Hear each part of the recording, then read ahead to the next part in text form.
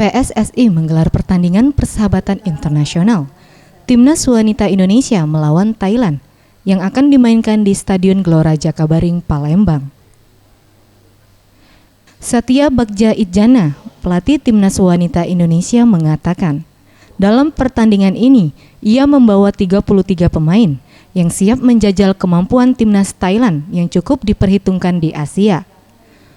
Uji coba internasional ini merupakan yang pertama bagi anak asuhnya. Dengan uji coba ini, setidaknya dapat memberikan pengalaman bertanding serta pemantapan strategi dan pemain menjelang Piala AFF dan Asian Games 2018.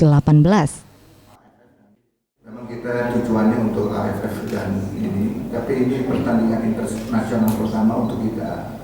Jadi sebenarnya persiapan untuk uji coba sudah beberapa kali kita lakukan, tapi kalau persiapannya dengan bukan tim wanita, jadi kita lebih banyak dengan tim pria, ya. Uji cobanya itu mungkin bukan jadi satu ukuran. Terus kita kalau lawan tim Indonesia yang ada di Indonesia ini, mungkin tim nasional kita terlalu jauh, gitu ya. Rencananya, Timnas Indonesia akan melakukan uji coba pertandingan sebanyak 2 kali di waktu malam hari. Tim Liputan Sriwijaya TV.